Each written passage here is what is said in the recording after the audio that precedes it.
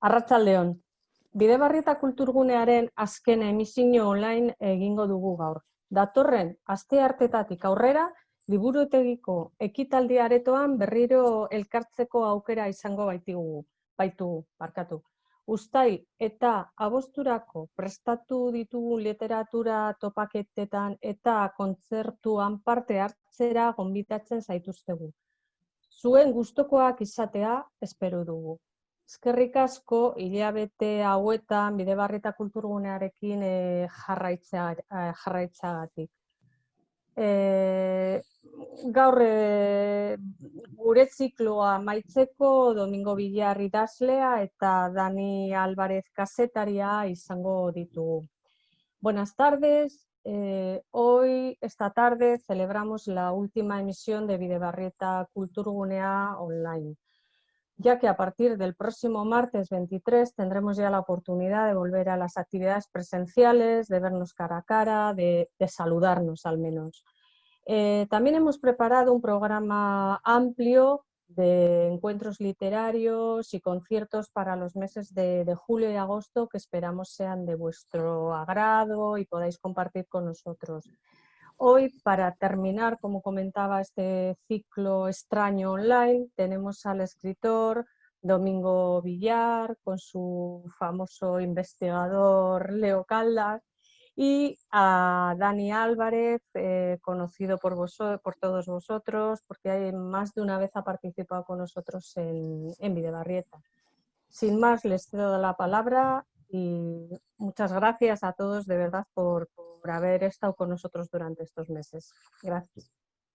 Eskerrik asko, Begoña, aurkezpenagatik, eta eskerrik asko bereziki gurekin saudetenoi. Egia esan, hau oso arraroa da denontzat, gaur egun pantailaren aurrean hitz egiten dugu, kontaktu fisikorik gabe, eta azken finean hurbiltasunik gabe.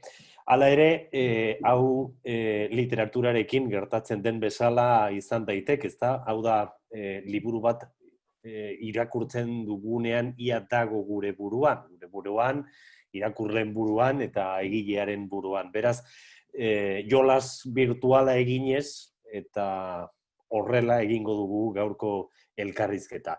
Hemendik aurrera, 50 minutu ditugu, lehenik eta behin galdera batzuk egingo dizkiotun gure gonbidatuari eta geroago zuen galderak hartuko ditut. Beraz, anima zaitezte, bidali ideiak, bidali galderak eta parte hartu. Hoy vamos a tener, o tenemos la oportunidad de compartir un rato, como decía Begoña, con Domingo Villar. Por ahora, 3 novelas definen su trayectoria, que es claramente ascendente, gracias a un personaje, el inspector Leo Caldas, que está atrapando a miles de lectores. Domingo Villar es de Vigo, aunque vive en Madrid, y este personaje ha dado forma a 3 libros, a 3 novelas: Ojos de agua, en el 2006, La playa de los ahogados, en 2009, que fue llevada al cine por Gerardo Herrero, con un reparto en el que estaban Carmelo Gómez, Antonio Garrido, Marta Larralde, y en 2016 llegó El último barco, que es el que tengo aquí. Como veis, los títulos son más de Rías Baixas que de Madrid. El agua, la playa, el barco. Los que conocéis esa zona, el escenario de las tramas, veis seguramente dónde está grandísima de la parte de la inspiración de Domingo. Así que, bueno, seréis seguidores o seguidoras del género negro, del misterio, de la intriga, géneros que existen desde hace muchísimo tiempo, pero que siguen teniendo un gran éxito, sobre todo ahora que vivimos en la multipantalla. Antes eran solo los libros, pero ahora el éxito se multiplica pues con el cine y con las series, y esto también le ha llegado a nuestro invitado de esta tarde. Saludos, Domingo, muy buenas tardes. Buenas tardes. Hola, buenas tardes. Un gusto estar en Bilbao, aunque sea de esta manera virtual. Sí, te iba a decir que no estamos en ese fabuloso marco que es Bidebarrieta, que es donde me gustaría estar realmente sentado a tu lado. Así que te voy a decir, en vez de bienvenido, te diré bien conectado o algo así. Me parece bien. Es posible que muchos de los asistentes a este diálogo, ahora en directo o después en la grabación en YouTube, te vayan a escuchar por primera vez o una de las primeras veces. Así que, si te parece, hagamos un cursillo adelantado. Vayamos al personaje, a la fuente de tu inspiración, al inspector Leo Caldas. Explícanos quién es, cuéntanos, preséntanoslo. Bueno, Caldas es un inspector de policía al que yo voy conociendo poco a poco, a medida que voy conviviendo con él. Tampoco creas que sé todo acerca de los personajes. Yo creo en los personajes literarios, en su existencia y no en su esencia. No me paré a darle unos valores y después empecé a escribir atendiendo a ellos, sino que, bueno, comienzas a narrar y poco a poco vas conociendo al personaje. Caldas es un tipo, está bastante solo y al principio me daba a mí, en fin, no me acaba de caer bien, me parecía un poco melancólico, un poco tristón de más. Y poco a poco lo he ido conociendo y me voy dando cuenta de que es un poli no tan distinto a muchos otros polis, o a ertzainas, o a médicos, o a jueces, o a bomberos, o a gente que tiene el servicio público, el que ha hecho del servicio público su profesión. Y a Caldas lo que le mueve es la compasión, yo creo. Un tipo que sabe que tiene en su mano aminorar el dolor de la gente que sufre, de la gente que se ve afectada por un hecho criminal, y a ello es a lo que se dedica. Lo hace desde una comisaría en Vigo, tiene un equipo a su alrededor, bueno, que es prácticamente el mismo en todos los libros. Su ayudante es Estevez, que es un tipo que vino de fuera y que no acaba de entender a los gallegos, Clara Barcia, Guzmán Barrio, que es el forense, en fin, Olga, que es quien coordina todo dentro de la comisaría y bueno, Caldas es un tipo al que le faltan una serie de apoyos. Creció sin una madre, perdió a su madre siendo niño y como todos los que han sufrido esa falta, pues tiene digamos que tiene una base un tanto inestable, le falta algo de sustento. Su padre vive fuera de la ciudad, fuera de Vigo, se dedica a hacer vino, tiene unas pocas hectáreas y se dedica a cultivarlas y no entiende qué coño hace su hijo en un sitio con tanto humo y tanto ruido, pudiendo marcharse allí donde puedes ver pasar la vida en vez de dejar que la vida te vea pasar a ti. Claro, lo vas conociendo poco a poco y quizás esa puede ser una de las razones que expliquen la secuencia temporal de lo que has publicado hasta ahora. 6, 9, 2016, esta última. Parece que te tomas tu tiempo a la hora de pensar o de publicar las tramas y ese no da la impresión de ser el ritmo actual de los creadores o de los novelistas, y sobre todo de aquellos que van teniendo una cierta relevancia, un cierto éxito, ¿no? Que cada 2 años no fallan al compromiso con sus lectores. A mí me gustaría no fallar, a mí me gustaría escribir a otro ritmo, pero uno tiene que atender a sus condiciones. Yo escribo despacio, escribo porque me gusta escribir y lo que más me gusta de mi oficio es la parte que tiene de estar en la cueva. Lo que me gusta es andar el camino. Me gusta visitar los escenarios, me gusta hablar con gente que pueda ser afín a alguno de los personajes que yo después vaya a narrar y me gusta volver a mi cueva, a mi estudio que tengo aquí detrás y sentarme a escribir. Y eso es lo que a mí me llena. Y es verdad que se me pasan las semanas y los meses y los años y más de los que debía, pero es que es lo que más me gusta, lo que más disfruto y si puedo seguir corrigiendo el texto, pues prefiero hacerlo que entregarlo antes. De todas maneras, en ha sido un tiempo más dilatado de lo normal. Han pasado 10 años desde la playa de los Ahogados hasta el último barco, que no es un tiempo razonable. Tuve un libro terminado con ISBN, con cubierta, con precio y con todo y con título que se iba a llamar Cruces de Piedra en el año 2013. Y bueno, se murió mi padre, yo me encontraba en una situación emocional distinta a la que estaba el libro, empecé a corregirlo desde otro lugar y al final decidí aprovechar algunos de los pasajes, pero fundamentalmente volver a empezar y volver a escribir el libro desde otro lugar emocional. Y la verdad es que no me arrepiento, porque el libro ahora yo creo que se parece más al libro que yo quería escribir. Ajá. ¿Y el siguiente, entonces? Bueno, estoy acumulando arena. Esta primavera debía haber estado en Galicia pisando aquella zona y oliendo y escuchando. Y el COVID ha tenido otros planes para todos. Y entonces eso se ha demorado, pero bueno, sí tengo más o menos una idea de la estructura, de por dónde van a ir los tiros. A mí más que la trama policial, aunque es el tronco que sustenta una novela negra, lo que me interesa es saber en qué ambiente voy a desarrollar el libro, y pretendo encontrar algo que a mí me resulte atractivo y donde a mí me apetezca quedarme a vivir pues un par de años o 3 o 4 mientras fabulo, y en esas estoy. Ya sé dónde quiero ubicar la historia, ya conozco el ambiente y ahora me falta pisarlo y confirmar que tiene enjundia y hablar con los que lo han vivido más de cerca para poder escribir.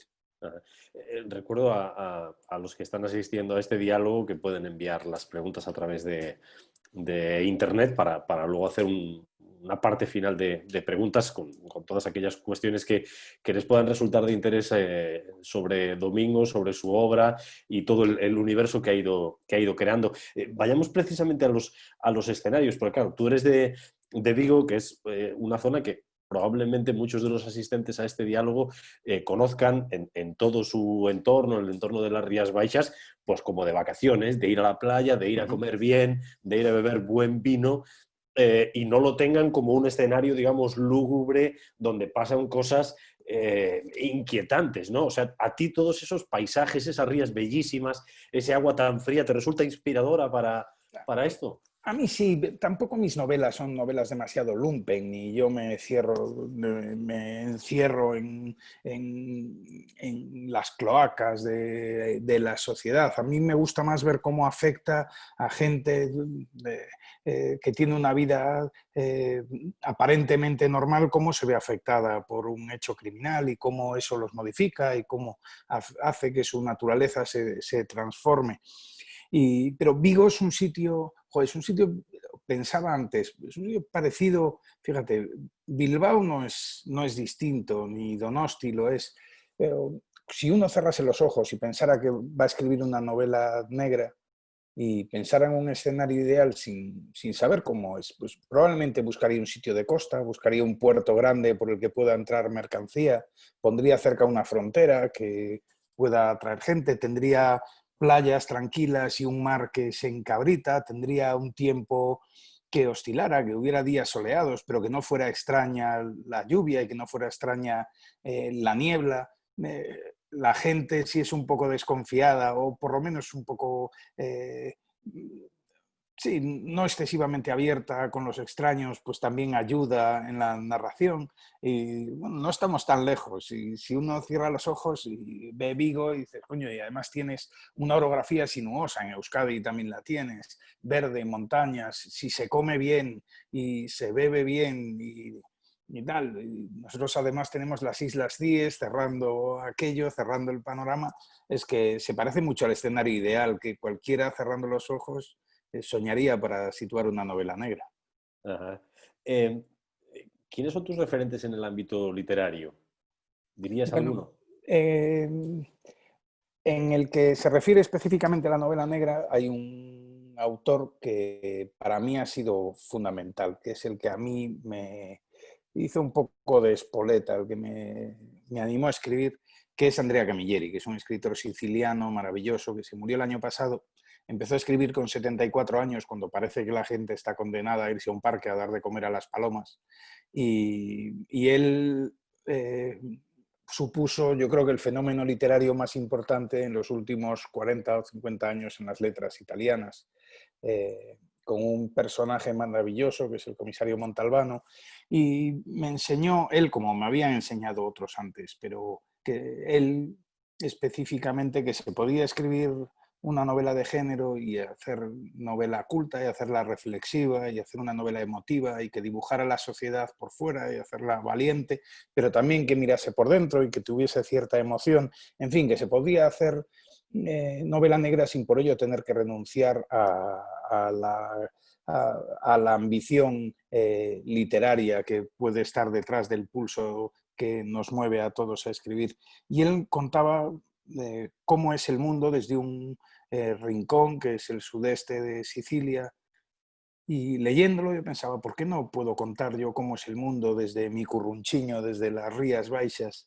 Y bueno, hizo bastante de acicate la lectura de Camilleri, y luego lo pude conocer dos veces, dos ratos, y la verdad es que era un tipo entrañable, un fumador empedernido, pese a un enfisema que se lo acabó llevando por delante, y un tipo que daba grandes consejos y un hombre entrañable, con la sabiduría del que no quiere dar lecciones, con esa sabiduría natural de la gente de bien.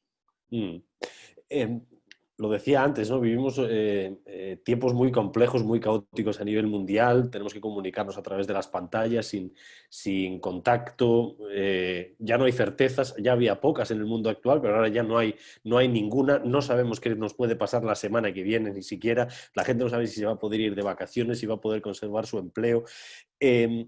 Todo esto a alguien que está inspirado en ese universo de la costa gallega y que escribe novela negra, ¿qué le dice? Bueno, creo que no me ha sucedido a mí solo, pero es muy difícil acudir a la ficción como autor e incluso como lector cuando una novela de la dimensión actual se estaba produciendo al otro lado de las puertas y de las ventanas. A mí me ha costado durante mucho tiempo concentrarme y ser capaz de escribir, y además hasta llegas a pensar si la ficción merece la pena en medio de todo este marasmo. Y bueno, con el tiempo supongo que, como sucede con todo, pues acabamos echando cáscara y acabas aclimatándote a la nueva situación, y al final no solamente he empezado a escribir, sino que lo he hecho con cierto criterio. Lo que sí que no me veo yo es capaz de narrar nada que sea demasiado próximo a todo esto, que tenga mucho que ver con el asunto del COVID y con con este momento además tan de desestabilización social, en el que no sabes bien a qué agarrarte, y en el que mires a donde mires, pues todo es bastante desesperanzado. Supongo que algo de todo esto se destilará en los libros posteriores, pero se destilará de manera inconsciente. Pero no me veo yo escribiendo acerca de esto, ni creo que muchos de mis colegas vayan a hacerlo tampoco. O sea, no puede encajar esta realidad que estamos atravesando en Caldas, por ejemplo. Yo no lo veo. Me parece demasiado dura y demasiado próxima y demasiado... no, demasiado poco literaria por haberse convertido en realidad. O sea, entendería ensayos, etcétera, pero situar una novela negra en los tiempos del COVID me parece un poco osado. Ya. Yo lo comentaba esta mañana en el programa, que tengo una amiga que dice que solo los oportunistas llegan a comprarse una segunda residencia, y veo que tú no eres el primero que va a escribir la novela de los tiempos de la pandemia, ¿no? No va por ahí. No lo voy a hacer, no.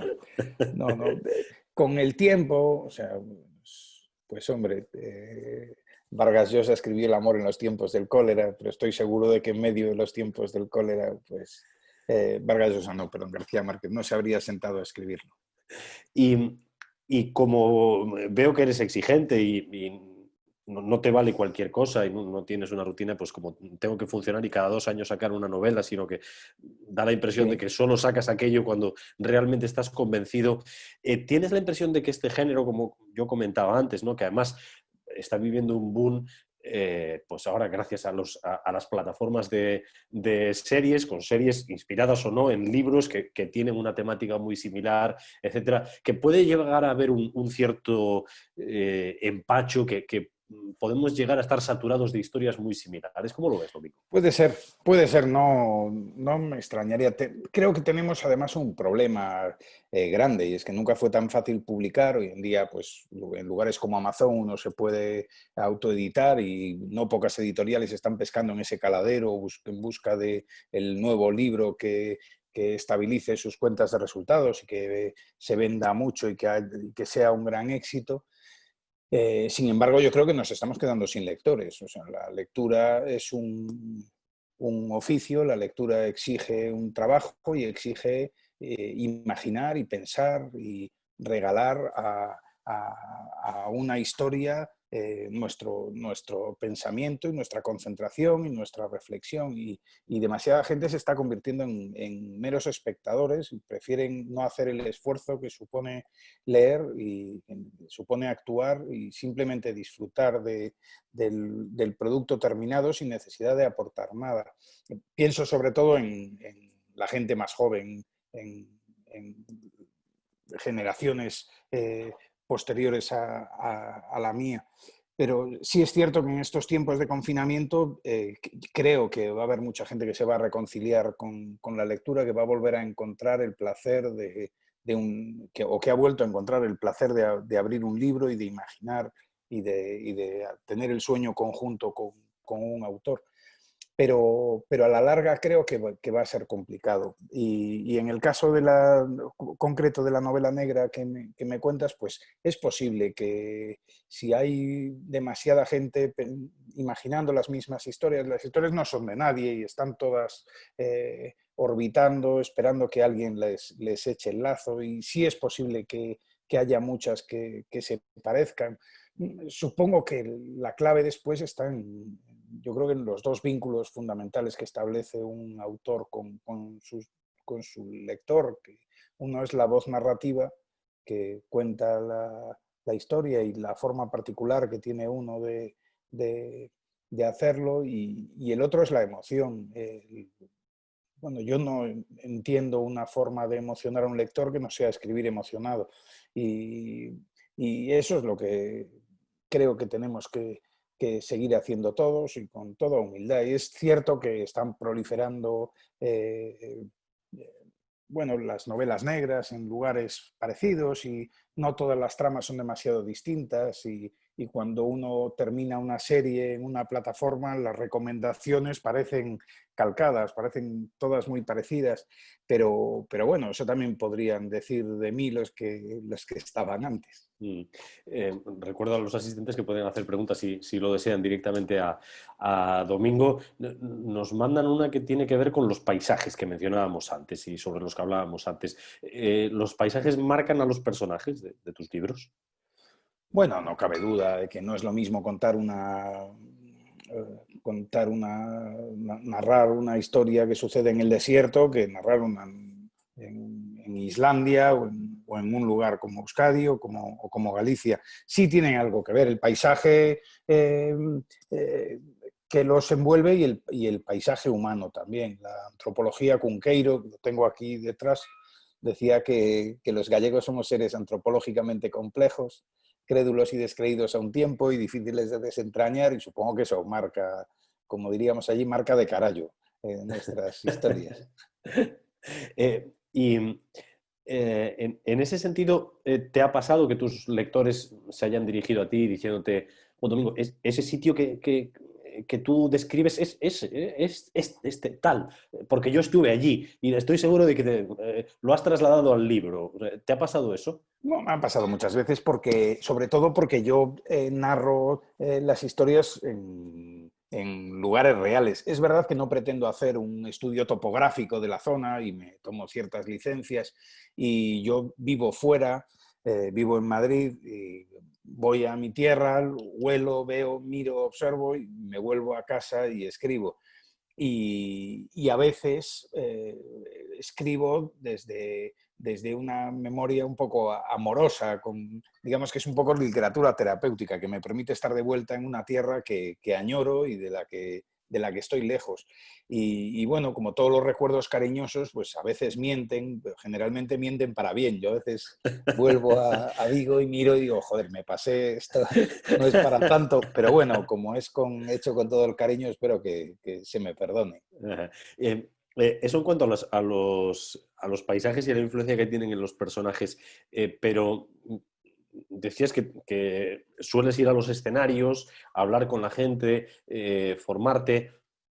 Un muy conocido antropólogo forense, Paco Echeverría, suele hacer una performance muy divertida en la que me usa de cómplice, en la que él bromea con el inicio de muchas de las tramas de CSI. CSI, llegan los investigadores o el forense y siempre está la luz apagada y ellos entran con linternas, ¿no? Entonces él empieza su performance, empieza con la linterna y llega el interruptor, enciende la luz y dice, no era tan fácil, no era tan difícil y así es mucho más fácil, ¿no? Entonces, con lo que quiero decir con esa anécdota, con esa performance que suele hacer Echeverría es que muchas veces una diferencia entre una buena novela negra y una mala novela negra es que a la hora de investigar rastros, pruebas, evidencias, etcétera, etcétera, se nota quién ha trabajado, quién ha investigado y quién no. O sea, quisiera preguntarte por esa metodología porque me parece importante en este género. Pero y además fíjate, la gente cada vez sabe más sobre esto, o sea, que te pillan en un renuncio enseguida. es pronto, sí.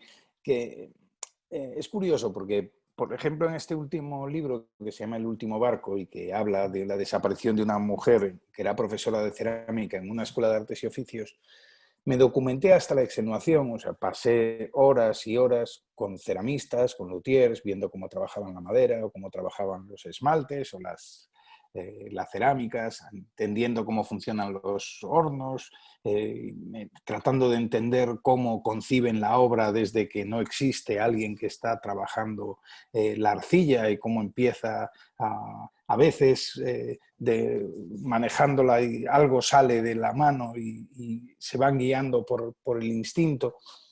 Y la documentación es exhaustiva en todo aquello que envuelve la historia. Sin embargo, en el asunto meramente policial me documento menos. Tengo una amiga juez a la que le paso el borrador después para que me diga si he dado, si he metido mucho la zapatilla y me acaba corrigiendo alguna cosa y tal, pero no me documento en el procedimiento policial, no me interesa. Lo que me interesa más es la cuestión emocional, es ponerme en la piel del investigador y pensar qué haría en este momento, arañarme por dentro hasta encontrarme en una situación similar a la que se encuentran los personajes y así ir componiendo la historia, haciendo eso con Leo Caldas, que es el investigador, y con el resto de personajes y tratando de tratarlos a todos de una manera democrática, sin prejuicios y intentando que sea el lector el que a medida que pasa las páginas se vaya haciendo una composición de lugar de la personalidad, de cada uno de los personajes que pueblan la historia y como sucede tantas veces en la vida, a veces ese juicio a priorístico que puede tener el lector, pues supongo que se verá modificado por la actuación o por las palabras de los protagonistas de la historia. En fin, es curioso, porque tengo muy buenos lectores, jueces, muy buenos lectores policías que se me acercan.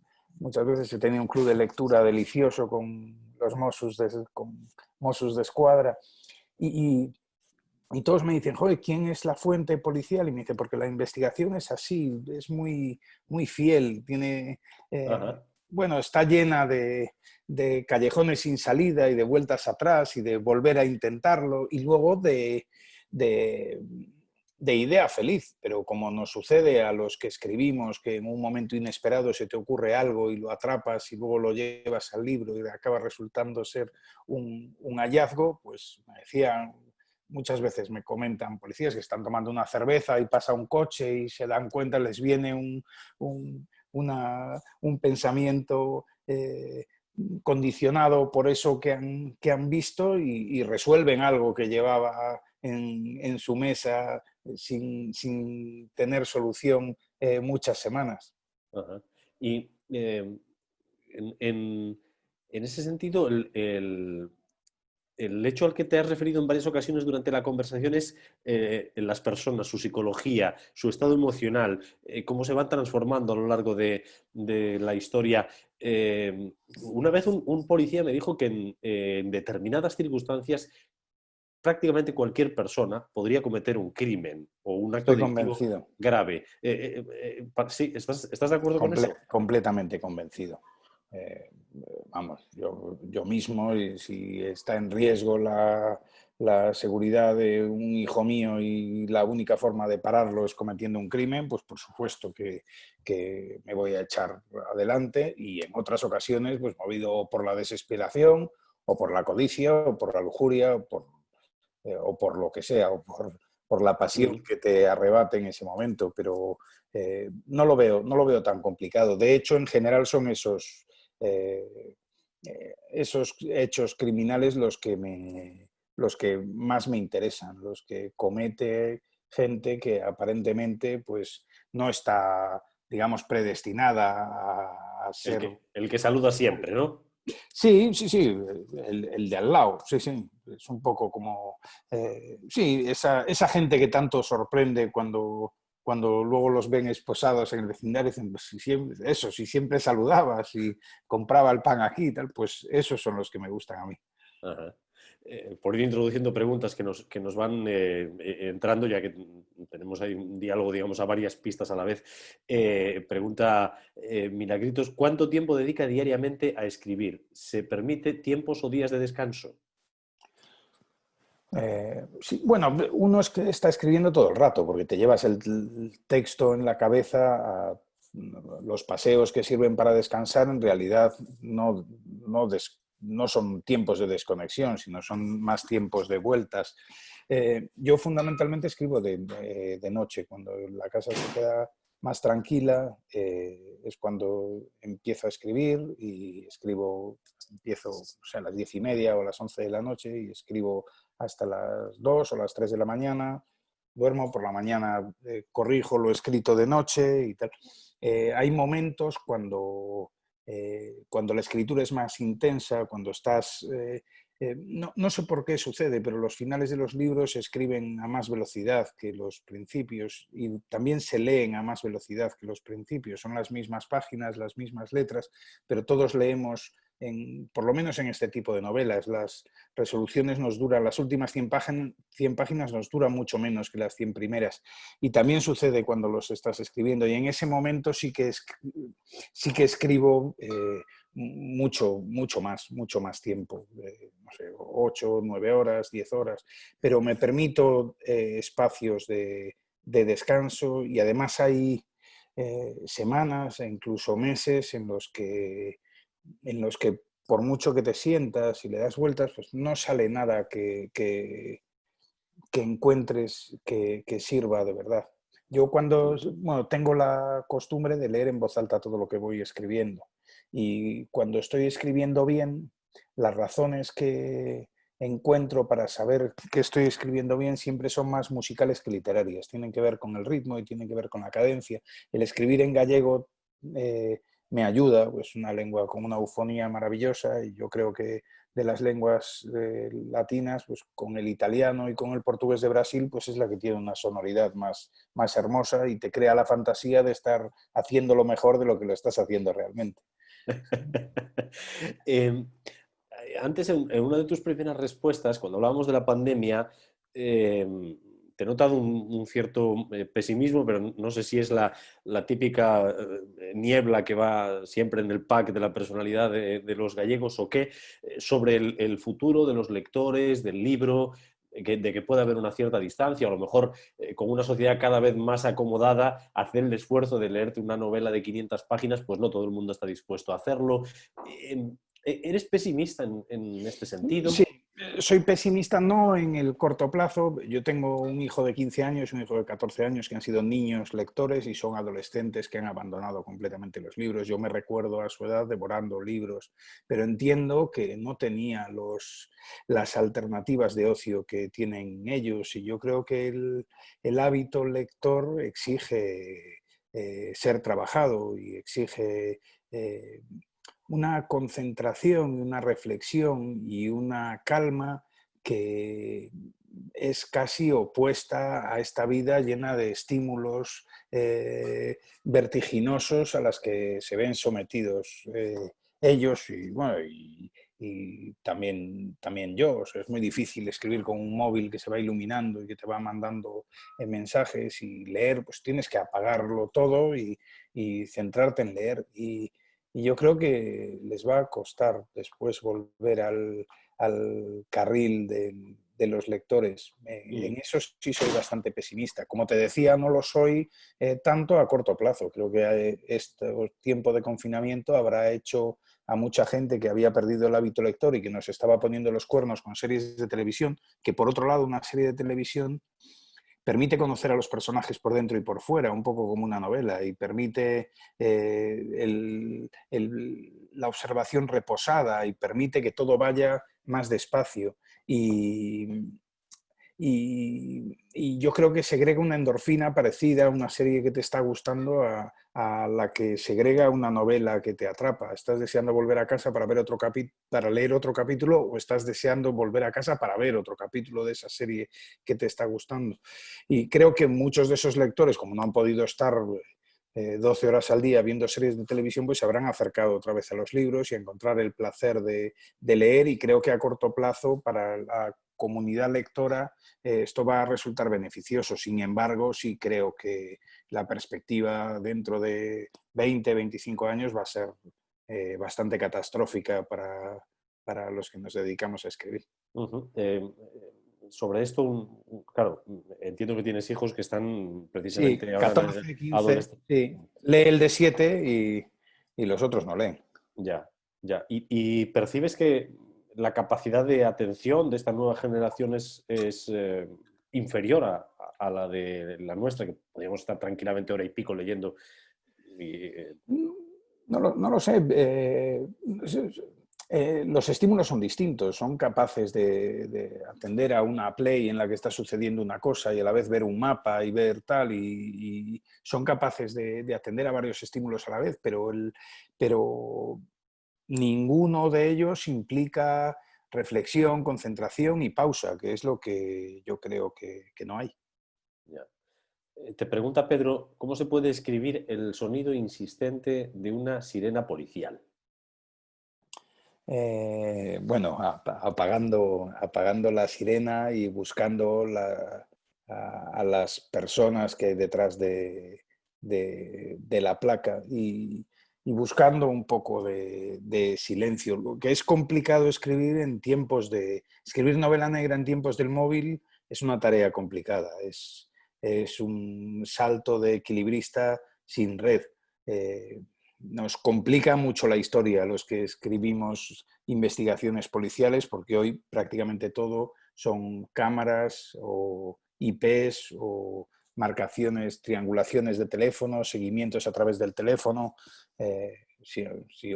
Si alguien lleva un teléfono 364 días y solo se le olvida el día que se ha cometido un crimen, pues es una cosa un poco extraña, y nadie va sin teléfono. Entonces, eso sí que es más complicado. Más complicado que el ruido de la sirena, es muy complicado escribir novela policial bajo el ruido del teléfono móvil. Las veces que debido a mi trabajo he estado en contacto con la policía y sobre todo con las tripas de su trabajo, la verdad es que se me han caído un montón de prejuicios y de clichés que tenía construidos. Creo que tienen agentes y especialistas que hacen cosas verdaderamente fascinantes. No sé si tú te has metido un poco ahí, has ido escarbando en eso, porque o sea, desde el plano digamos, psicológico, de la facilidad que tienen algunos de ellos para entrar y fichar a la gente saber si les están diciendo una media verdad, una mentirijilla, si hablan convencidos o no hablan convencidos, hasta lo que acabas de decir del rastreo de la tecnología, son capaces de lograr resoluciones de casos absolutamente sorprendentes, ¿no? Es verdad, la verdad es que es muy fascinante. Yo lo que pasa es que me encuentro más cómodo en una novela negra un poco, si quieres, más realista o costumbrista, o no sé cómo llamarlo, pero me gusta ese ambiente pequeñito y ver cómo se desestabiliza todo, cómo salta por los aires el orden y cómo afecta a las familias y cómo afecta a los entornos laborales y a los entornos vecinales y, y todo eso me resulta más fácil con un policía que tiene menos de, no sé si decir de superhéroe, pero es que entras en comisarías y hay policías que son verdaderos superhéroes, que son tipos que sí, que te calan al momento, que son especialistas, que son unos observadores contumaces y tal. Y yo prefiero a mi poli despistado, que para narrar probablemente si tuviera que llamar a alguno cuando me viese afectado por un crimen, pues no llamaría a mis polis, llamaría a los de verdad, pero para narrar me gustan los míos, que no difieren tanto de ellos. Pues todos, en general, hay un rasgo común en todos los que se dedican al servicio público, que es la humanidad. Y yo creo que es gente que no tiene, bueno, ninguno de ellos tiene en el cheque que les llega a fin de mes la recompensa a su trabajo, y gran parte del bonus que complementa ese sueldo, que muchas veces es bastante mísero para el trabajo que desempeñan, pues se los da el mirarse al espejo y encontrar la ética que encuentran al otro lado. La siguiente pregunta tiene un poco de trampa, porque no sé si es conveniente que te mojes al 100%, pero tú sabes que cuando alguien ha leído un libro que le ha fascinado y luego lo convierten en película, sí, en un altísimo porcentaje de las ocasiones la gente, los verdaderos fans se quedan insatisfechos, porque no se lo imaginaban así, simplemente, ¿no? O cuando se traslada un libro a una serie, suele suceder lo mismo. Es muy rara la ocasión en que un libro te fascina y ves luego la serie y le supera, ¿no? ¿Tú te quedaste contento con el resultado de la adaptación cinematográfica de tu novela? Bueno, creo que podría haber sido otra cosa en otro tiempo. Creo que una novela de 480 páginas, condensada en 90 minutos, se deja fuera todo lo que no es una investigación policial, y probablemente lo que tiene más mérito en mis libros no es lo que atañe estrictamente a la investigación policial, sino lo que lo envuelve, lo que hay alrededor. Y para eso hace falta una pausa, y hace falta un tempo, y hace falta un ritmo, una cadencia que el libro tiene, porque se puede dilatar a lo largo de las páginas, pero que para contar una historia que es extensa, al comprimirla, pues se pierde ese ritmo y acaba resultando atropellado, acaba resultando una sucesión de escenas sin reposo. Por otro lado, yo me puedo quedar a vivir 2 meses en un capítulo de 5 páginas y no me convence, me quedo el tiempo que sea necesario. Un director de cine cuenta con un equipo artístico y con un equipo técnico y se va a una localización a rodar y rueda 7 planos y tiene que elegir no el bueno, porque si no sale bien, tiene que seguir adelante, tiene que elegir el menos malo de los planos que ha rodado. Y la película acaba siendo la sucesión del plano menos malo de cada secuencia, mientras que un libro es la sucesión de los capítulos que un autor ha dado por bueno. Entonces, ¿me quedé extraordinariamente satisfecho? No, entiendo que es un trabajo complicado. Y luego también veo que es difícil, por varios motivos, lo que tú decías, que lo que tú decías es una certeza. Cuando has leído un libro que te ha gustado, tú has trabajado en el libro, tú le has aportado tu imaginación y has rellenado los espacios que ha dejado un autor con lo mejor de ti. Y hay que ser muy buen director para estar a la altura de uno mismo en su mejor versión, que es cuando ha disfrutado de la obra que está leyendo. Es muy complicado. O sea, El Padrino de Puzo está muy bien, pero hay que ser Coppola para imaginarlo mejor de lo que lo habías imaginado cuando lo lees. Pero bueno, en algunas circunstancias sucede. Y luego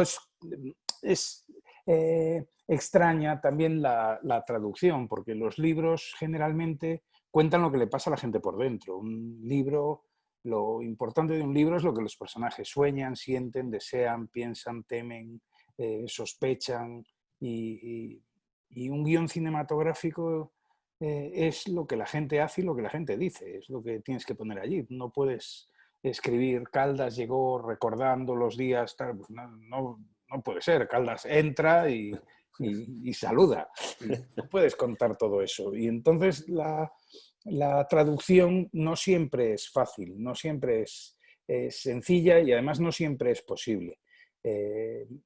Quizá una serie de televisión sí que permite, por el tempo y por la pausa que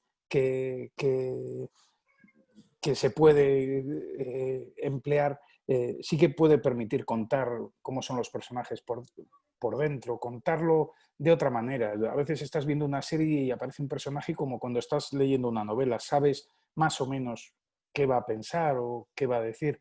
En una película todo es más rápido, todo es más complicado. Está claro, Domingo, que tú eres un diésel de los de antes, tienes tu ritmo, lento pero seguro, ¿no? Y no sé si en ese sentido te tentaría, o si te han tentado precisamente para pasar a este otro formato, al de la serie, no sé, los audiolibros, aquello que es de algún modo literatura, pero más vertiginosa, sin todo ese detalle y esos adornos que tú aprecias tanto. El audiolibro no está mal, ¿eh? De hecho, como te decía antes, yo leo todo lo que voy escribiendo en voz alta y creo que no es tan distinto escuchar un libro narrado por otra persona que leerlo uno mismo. Lo otro, lo de las propuestas de serie de televisión, sí he tenido varios acercamientos. Y bueno, ya veremos qué pasa. Si el equipo artístico me convence, si el director entiende ese universo de la misma manera que lo entiendo yo, pues es posible que lleguemos a un acuerdo, que hagamos algo. Bueno. En este tiempo de pandemia, creo que lo has deslizado antes, supongo que habrá habido más lectores que se han acercado a tu obra, a tus novelas, a Caldas. ¿Has percibido ese feedback? Es decir, ¿ha habido más gente en casa, con más tiempo, más horas para leer? Igual puedes sacar algo positivo de esto, ¿no? Sí, lo que pasa es que mi última novela, El último barco, salió en marzo del año pasado. Entonces, el gran viaje lector, o sea, el estar en las mesas de novedades, el acumular muchos lectores, en principio era algo que ya había hecho, que ya venía de segunda vuelta este año el libro, pero sí que he notado una proliferación grande de lectores en redes sociales, en Instagram, en tal. Yo soy poco de redes sociales. Tengo Instagram y tengo Twitter, pero no les hago demasiado caso. Los tengo como quien tiene un tío en Cuenca. Pero sí noto que hay... Sí, que ha habido bastante ruido y bastante gente que ha buscado un refugio en los libros. Sí. ¿Y tienes un perfil de seguidor o seguidora medio?